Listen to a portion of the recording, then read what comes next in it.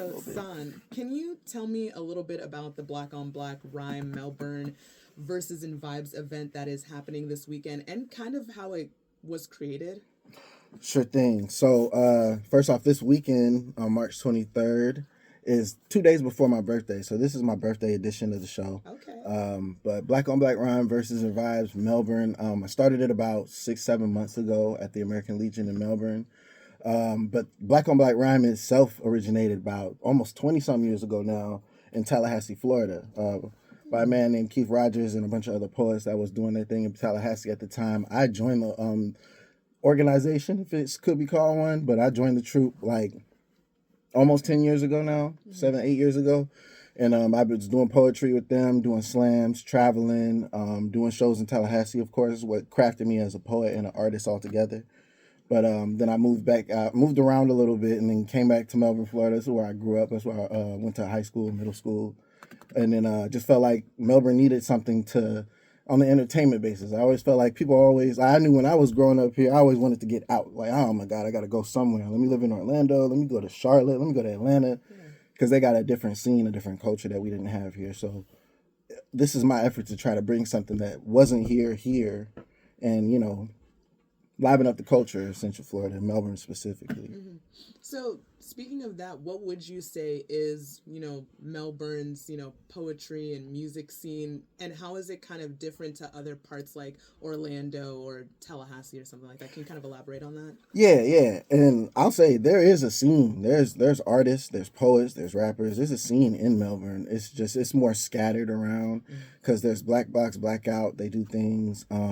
There was Black on Black Rhyme Palm Bay before I was doing the Melbourne version a couple of years ago, ran by a poet named Hazel. She was also one of the originators of Black on Black Rhyme.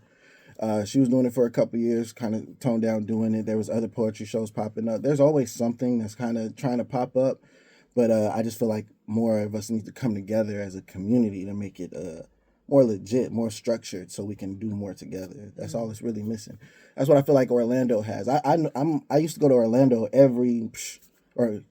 come to because I'm here now. Yeah. Come to Orlando like 2-3 times a week to do acting classes, to do like open mic shows, do set performances, even I did a radio interview a few years back at Valencia College with my man, what is his name? Dream Chaser, Jason. I don't remember my shout out to my dog Jason Williams. But anyway, he so just I used to always come back and forth from out here, and I'm very somewhat familiar with the area, but it's I just noticed there's more structured cultural events like that here, like the Fusion Showcase and things like that. So just trying to bring something that will make people want to come from Orlando to out to we at, and vice versa. Just make it more connected since Absolutely. We're all in the middle. Yeah. Absolutely. More connection, more collaboration. So since it sounds like you've kind of popped around Central Florida's like poetry scene, what would you say makes it unique here? Central Florida's poetry scene? It's hard to say because like even when I was in Tallahassee, we had poets from everywhere. There's poets from Miami. It was just more, maybe it was more diversified when it was in Tallahassee because I was at FAMU and had artists and people from all over. But I don't know really how to describe it, especially I know South Florida is its own like state almost. So it's like hard to differentiate how our poetry scene would be different than others. I really can't elaborate on that too much. I'm not gonna lie. Do you think it sounds the same across the state? Not necessarily, because it varies so much just between independent artists. Like you could have 2 poets from Miami that sound completely different, or a poet from Miami and from here that sound the same. So it's hard for me to say. And to be honest, I was living in Charlotte for a couple of years. I'm really been back in Central Florida for about a year and some change now, so I'm really tapping into the scene all over again from scratch. So I'm rediscovering it myself in the process. Were you doing poetry in Charlotte as well? Yeah. I didn't have my own event or anything, but I went to other people's events. What was one? One was Eclectic Soul, I think ran by my boy, I think it was DJ Abstracts.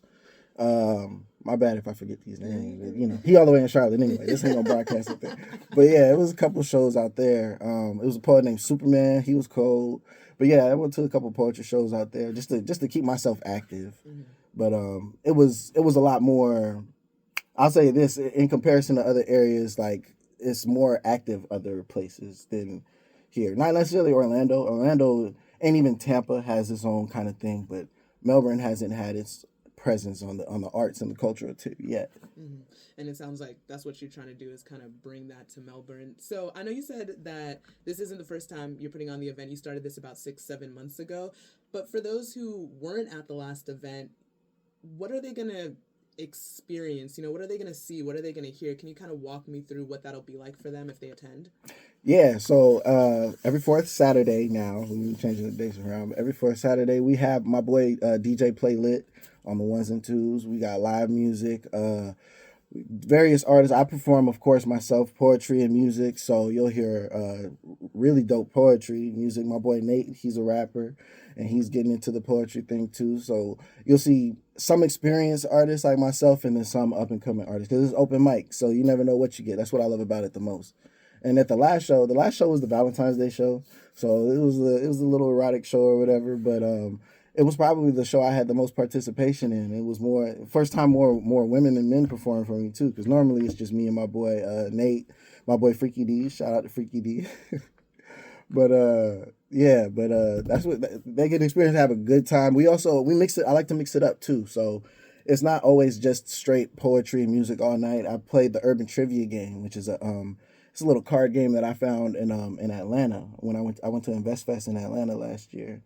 And they have it was a little black owned, black created card game, Urban Trivia. It had questions about black culture, black movies and stuff. So I implement that into the night when I had a lack of artists to try to stretch things out. But it's a process. But and I feel like at this next show it's gonna be a lot more artists since the attention been generating a little bit more.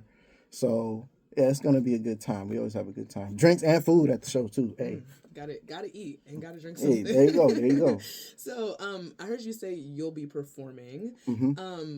Would you be able to, give us a little something, a little teaser, a little taste of what we might see from you on stage? How come I had a feeling this was gonna happen? Sure. A little teaser. Yeah, just a few lines, a little something. Should I rap or do poetry? I don't even know. Let me see. I'll let it be your choice. I'm gonna keep this one simple. Mm-hmm. Out of the night that covers me, black is the pit from pole to pole. I thank whatever gods may be for my unconquerable soul. Out of the night that covers me, contemplating discoveries, wishing for bliss, miss and dismiss and pray for recovery. I constantly try with hopes high in the presence of the dying. We're vying for spiritual luminescence. This thunderous blunder, one wonders what one can muster. Packing a punch like snacks in a lunch, rather like luster. Buster, broke, disgusted, can't be trusted. The type that tend to surround me, get these bastards from round me. You sound weak, inaudible, only a silence applaudable. I spit a silver line in hopes it guides me to a pot of gold. True to my flow and true to my goals. True to my roots, remaining black as it gets when viewing from pole to pole. Black is the blackest pit, active as activist, packing the blackest pistol, protagonist, pumping the blackest fist, masking the madness this masochist meteor may present and pray his blessings rain and drown me in what is heaven sent. That's a taste. Oh, okay. When something's good, you make your face up like, Stank face. Yeah, stank face. That was good. Have me with the stank face. During that, your eyes are closed, and I can kind of see you like in this moment, and almost like you went somewhere when you're doing your poetry. Can you talk to me a little bit about that? Talk to me about your connection with poetry. I'll say when I do perform, my eyes closed. I try not to when I perform live, but just for two reasons. One, I might have not performed the piece in a minute, so I'm trying to remember the words. When I close my eyes, I can see the words. Yeah. Like, it's like I could envision my notebook when I wrote it. So I close my eyes to remember better. But sometimes, I don't know. Sometimes it is a connection to what you're saying and that energy you're putting out. And it's like sometimes you just gotta, I don't know. I don't want to compare it to anything religious or anything, but it's catching a different type of energy. It's like I don't want to call it blacking out either, but that can happen too. But it's just more when you really just feel what you said, feel where it either came from or what you're trying to get out of it or what you're trying to send to other people. So I don't know. It's just that radiation. Yeah, yeah. It's almost like you're out of your own body in a sense. So I don't know if we've talked about this already, but can you tell me a little bit about how you got started in poetry and music and kind of, where that love comes from for you? Oh wow. So I wrote my first rap when I was in middle school. But I never believed until I was like in college or something that I could really do some music stuff. But I always wanted to do music since middle school. The first beat I ever wrote a rap to was Flip Flop Rock by Outkast. It's Outkast. It's Big Boy featuring Killer Mike and Jay-Z Okay. off the Speaker Box album. Yeah, okay. And I was in middle school when that album came out. Big Boy is one of my favorite rappers. Usually I'd like to dress with my vest and my bow tie and stuff, and I started doing the bow tie thing because of him.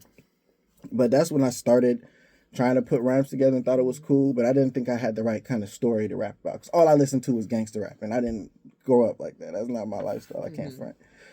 But as I got older and life experiences happen, you discover new things, you learn new stuff about yourself and the world in general. I found different ways to put those feelings into words and kind of get it out there. So I started with, still didn't feel like I could really do it for real. But as I watched more poets, and especially when I got to college and started hearing, listening to Kendrick Lamar, J. Cole, Big Crit, those are my big three that got me to start writing, because that their music inspired me to just get up and get my day started. Get up, go work out. Get up, go to school. Get up, go to class. Go do whatever it is, and I got to go do. The music inspired me to get up and go. So, and I knew it was always the words and the music. The beats are cool, but I always attached myself to what these artists were saying. Because when I was a kid, my dad always used to say, when I would like a song and I'd be bumping it and listening to the beat, my dad would be like, what's he talking about in that song? I don't know. I just like the beat. And he was like, no, you can't do that, bro. You got to listen to what they saying. Because you could be bumping something and they could be talking about something that you really don't like or you really not about. So I always started listening to lyrics from then. And that made me real particular about what I'm saying, too. Because I don't want to portray an image that's not me. So I'm really particular when I write. Absolutely. But I forgot where I was going. But what got you started? Yeah. Then when I was in high school, I would do like freestyle ciphers with my friends. My main homie, Jay, his rap's name was Kamikaze. He was one always doing shows in Melbourne, and when there wasn't really like a whole bunch going on, but he would go perform at car shows, and I would try to support him, and we would all just be in the studio having fun. And then when I went to college and stuff, that's when just the maybe part of the knowledge I was absorbing, because I was reading a lot more and definitely getting in tune with the poetry scene out there, it really made me write differently and experience my craft differently. It wasn't just going in just cussing in the microphone because it's fun because we're kids. It's like, I can really make somebody feel a certain kind of way, good or bad, if I write it out a certain way and say it a certain way. And I always wanted to inspire people. So the same way that the music inspired me, that's what got me to start writing poetry. Kendrick Lamar. I would do Facebook notes and before I started typing. But then my boy Dewan took me to my first Black on Black Rhyme show in Tallahassee. And when we was there, I just sat there and watched the whole show. I was rapping and stuff, but I wasn't out as a rapper. And, at the end of the show, the host goes up, Keith goes up, and he says, is there anybody else that want to touch the mic tonight before we shut down the show? And then my boy Dewan points to me and says, hey, he raps like Kendrick Lamar. And the host looks at me and said, oh yeah? Oh, come up here, man. What's your name? I'm like, oh, snap. My name is Rasan. Really? Okay, spit something. I forget the verse that I spit, but I spit a verse. And ever since then, I was at the show every week. And then I met a bunch of other people who was doing music in the area, got into it, and yeah, I'm here. I'm here. Yeah, I mean, sometimes it's like you gotta start before you're actually ready, and it kind of sounds like that's what happened for you, and it worked out. Yeah. It's working out. It's still a process. Like I'm grateful that it took me a long time, but I'm grateful that I'm in a position now that I can start profiting off of what I'm doing, even if it's not a whole lot. I still work my job. I'm still trying to figure out different ways to save money, and it ain't all peaches and cream. Yeah. But it's a blessing to be in a position where you're doing the work that you want to do. And that's why everything that goes with this show, making these drives. I was just at an open mic on Monday in Orlando. I keep saying like I'm not here. I just was at an open mic Writer's Block with Brian Bethia, my dog. So coming out here, I used to do that every couple times a week, but I'm still just it's a long drive. I'm glad he was able to ride with me now. I used to do that by myself, but it's good to be able to be doing the things you're doing, be exhausted, but feel like the progress is being made. Feel like, okay, I just met somebody that can help me make another thing happen. Connections are made every time I step out the door and go perform. So it feels good to be in that space. Because there was a time where I felt like it yielded nothing. I'm just out there just rapping just to rap, just doing poetry just to do poetry. But something kept me compelled to keep doing it. So I feel like I'm turning it around finally. Mm-hmm. That sounds like it was your passion. Your passion kept you going. And, you know, they say if you're working in your passion, you never really work a day in your life. And it kind of sounds like that's where you're trying to get to. So I'm kind of curious, like one of my last questions is, what do you hope you see, you know, Black on Black Rhyme Melbourne? What do you hope for the future of that? How do you hope to see it grow? It is within its first year, so I'm wondering, what do you hope for the future of Black on Black Rhyme Melbourne? I'm hoping that it gets to the point where, you know, I can pass it to somebody. Like, let it be something that it can be beyond me. Like, if I do decide to move out of Melbourne, or if anything, like, it's something that it can continue as the culture of what's here. So even if it isn't Black on Black Rhyme Melbourne, just something that brings the art community together. I'm not the only, like, I don't like even saying that I'm bringing it to Melbourne, because like I said, it's been there. There's been artists, there's been people doing shows, there's been people doing things in different ways. I just hope that the way that I'm trying to do it can bring more people together to do it, as opposed to I got my show, you got your show. Like, I want to go to everybody's show and perform and have, you're kind of that connecting piece. Trying to be, yeah, because this is still the early stages, and I'm still just meeting the people that's kind of been out here doing it. But it's cool. It's cool. Awesome. Okay, so last question. For those who want to attend Verses and Vibes this weekend, what do they need to know? What do they need to know? For those that want to attend Versus Vibe this weekend, it's March 23rd, Saturday, March 23rd. Doors open at 8:30. It's at the Historic American Legion, Post 191, 2422 South Harbor Boulevard, Melbourne, Florida, 32901. It's right off downtown, right off near the downtown area, by the water. Where can they get tickets? You can get tickets on the Eventbrite. You can actually follow me on Instagram, at @SonAlexander_. You can go to my website, flowsonflow.com. But Eventbrite is the best way to get the ticket online, or you can pay at the door.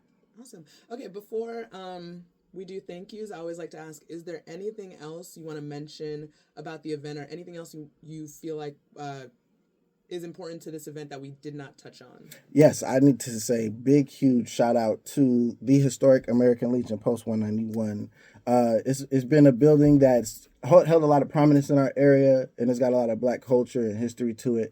It's something that we've been trying to. I like hosting my events there, because bringing money to that revenue to that venue will help revitalize it. And the people there have been helping me do a lot. Shout out to Marcus Smith. He's been a big part of me doing what I'm doing. DJ Playlit, my boy Nate, Yafeu, Nate, the other Nate. Who else could I shout out? Anyway, but I think that's, if I forgot anything, I do apologize. I feel like I'm under pressure, but yeah. Don't feel under pressure. Son, thank you so much for coming in today. I really enjoyed our conversation, and I hope you the best of luck with Black on Black Rhyme Vibes. I think I said that wrong. I wish you the best of luck with Black on Black Rhymes Melbourne. Thank you. I appreciate you. Awesome. Okay, I am all done recording. That was great. You were great. Oh, Lord. I was so nervous. You were fantastic.